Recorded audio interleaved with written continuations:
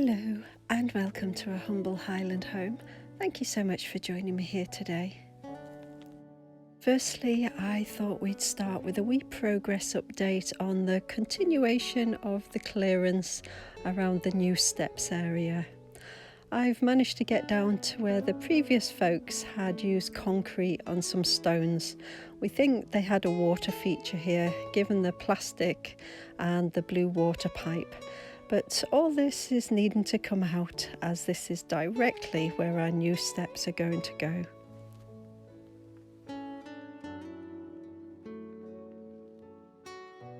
It's all looking a little sparse and untidy, but that's just part of the process when we're pulling an area back to reinvent it and to build it into something new. And one day the view here will be completely different. As you can see, we are making progress, albeit slowly, but as I've said before, sometimes other things take priority and my time and energy is required elsewhere.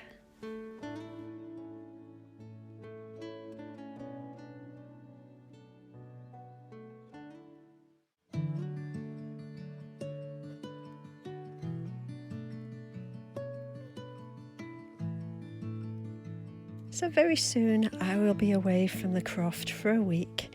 So I've been working in the kitchen garden to minimise the work that needs to be done to keep everything alive until I get back again. Trusting someone else with your precious plants is a big thing. A lot of time, energy and money has gone into this garden, but I'm also realistic. Not everyone is a gardener and will see things differently. Hence why I'm doing what I can now and accepting that maybe there might be a few casualties along the way. The good old Scottish midge is really a force to be reckoned with, and they are biting at the moment, hence why I'm trying to keep as covered up as I can to prevent them getting near my skin. So in the garden I've been planting out as many wee plants as I can, as I believe that they're easier to water and to take care of once they're in the soil, and hopefully if there's a balance of rain and sun they can just fend for themselves. They may just benefit from the occasional nighttime slug hunt though. And if there is a good balance of rain and sun whilst I'm away, then it means that everything will take off, especially the weeds. So I'm trying to keep on top of all the weeds in all of the growing spaces. I'm also trimming back the onion sets as they've been growing really well, but they haven't got the strength yet in the bulb to hold themselves upright. So I'm trimming off some of the weight, which will help them. And these trimmings don't go to waste, as they will head straight into the kitchen from here.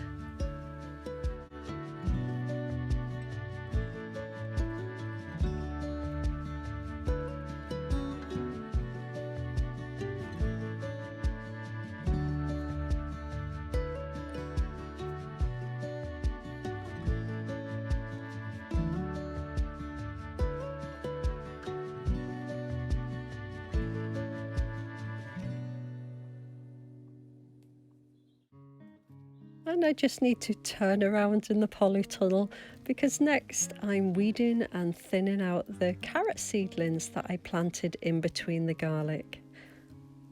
And the garlic is starting to produce garlic scapes, which tells me that it'll be a few weeks yet before we'll be harvesting the garlic. And all that energy that the garlic is producing will be going into the bulbs now. So I want to make sure that there's plenty space and nutrients in the ground for both. So thinning out the carrots and weeding should help with this.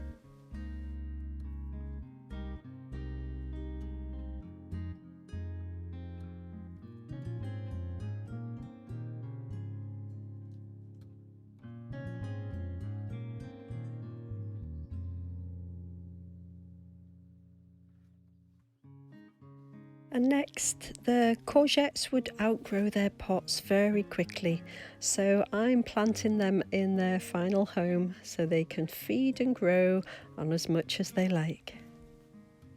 I'm weeding the area first, of course, to make sure that those pesky weeds are not robbing any nutrients away from the courgettes.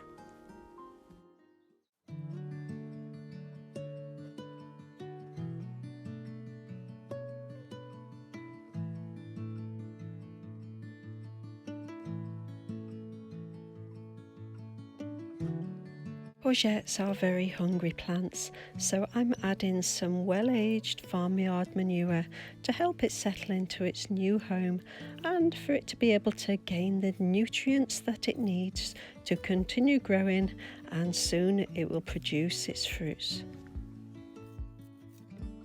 The manure that I have here is not old enough to be using just yet, so I'm using some shop-bought farmyard manure.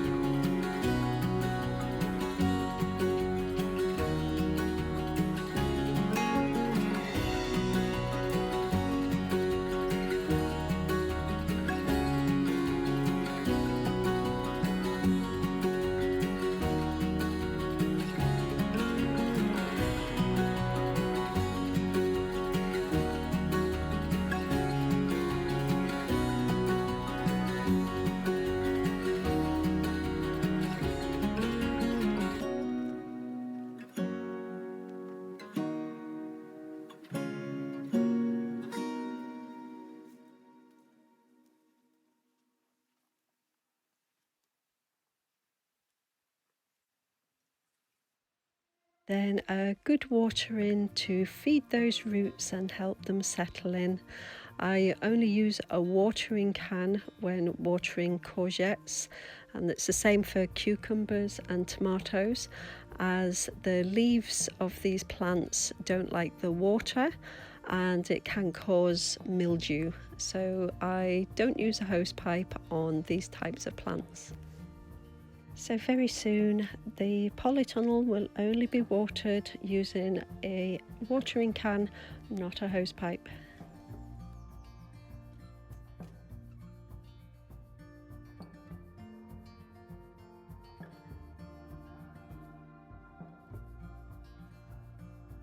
And for the plants that I don't have time to plant out or are not ready to go out yet, I'm just going to be potting them on and allow them to continue to grow, and they will be planted out at a later date. These are the second seed planting of brassicas, as the first batch were eaten by slugs. However, the first batch have been making a comeback. There is a big difference in size between them, but I didn't have the heart to compost the first seedlings, given that they'd started to put up such a fight to make a comeback.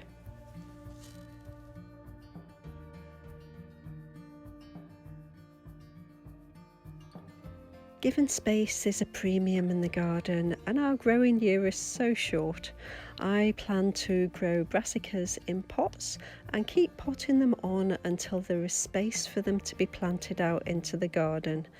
Brassicas can occupy space for a very long time, so currently the brassica bed is home to salads, but once I get back I'll be planting the next batch of salad seeds, and as the first salad plants finish they will be then replaced by the brassicas, which will be part way through their growing cycle.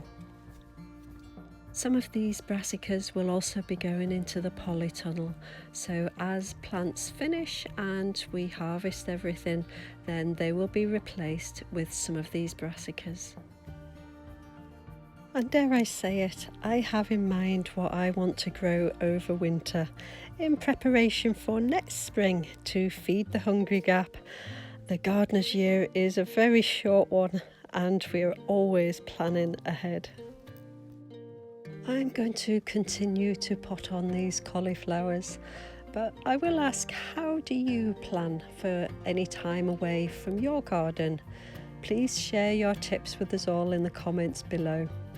But for now, thank you so much for being with me here today. Take care of yourself and others, and I'll see you in the next video.